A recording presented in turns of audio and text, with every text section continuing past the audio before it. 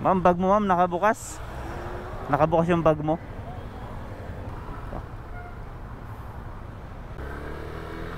Ride safe lang ha, sa mga biyahero dyan. Yung mga nasa biyahe, ingat lagi. Naku.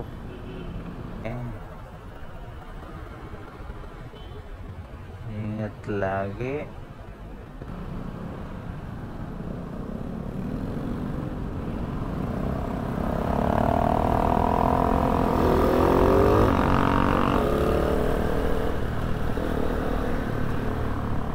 Nakabukas yung bag.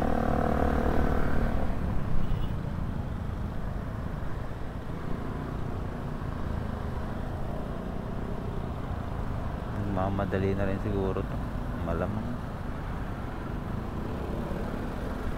Nalimutan niya na isara yung bag niya.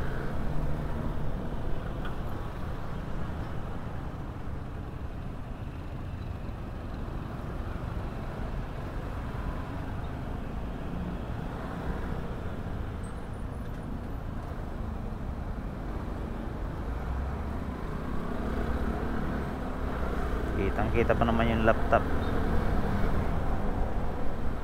Grabe, ang bilis na magpatakbo.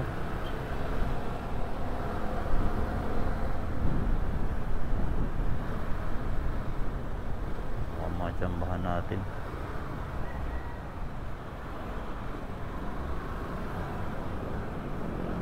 Ang bilis niya talaga. Grabe. So, ang alamat ating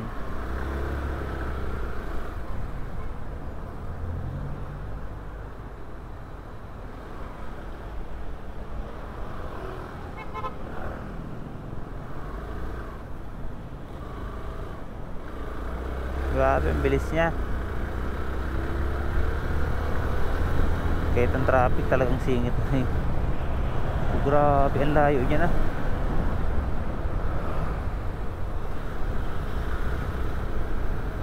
Matatraffic rin sa unahan.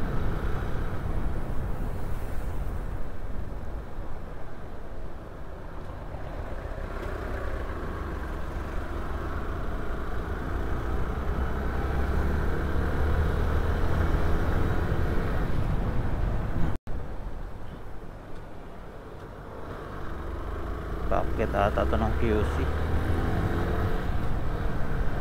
Kaliwa din.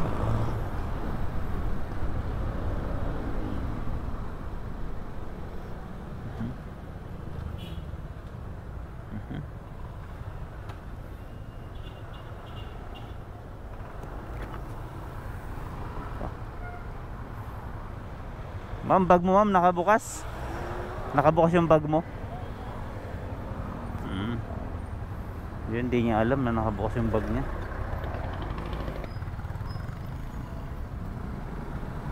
Hindi niya nga alam na nakabukas yung bag niya. Kakamadali.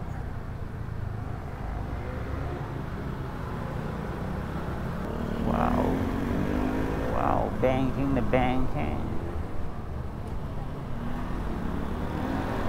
Sana walang nahulog sa bag niya. Bilis niya pa naman magpatakbo.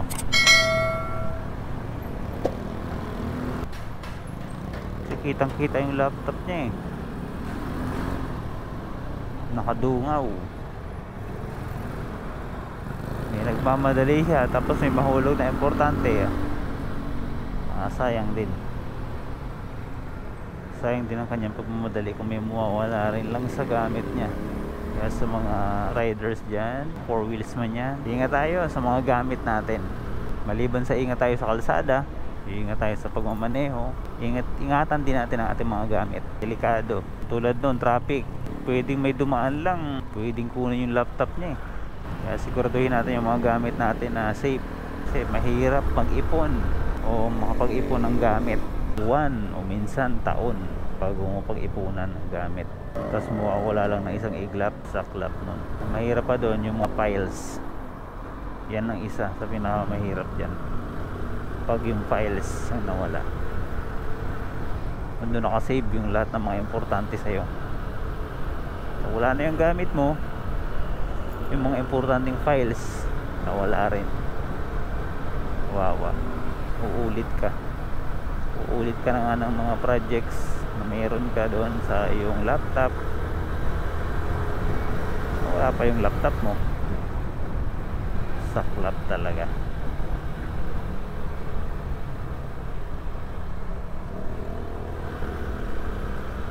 Kaya ride safe tayo lagi, ingatan ang mga gamit.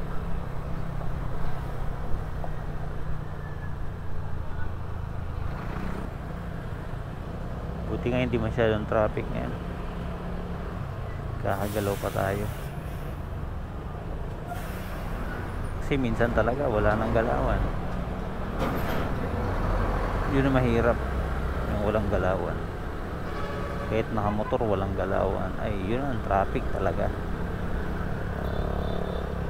Ito okay pa to.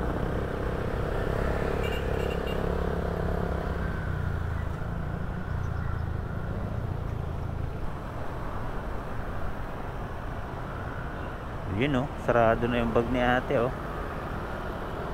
Oh, di ba? Nalimutan niya lang talaga. Overtake na sa atin si ate, si madam. Uy, masara na yung bag niya. Madali rin talaga yun si ate. Bilis niya talagang patakbo. Kakabilib yung mga driver na babae. Wow, layo niya na, nakikita ko siya. Utang na loob, ang galing niya sumingit ah. Ride safe po madam. Hanggang dito muna ang ating short ride. Peace. Hanggang sa susunod.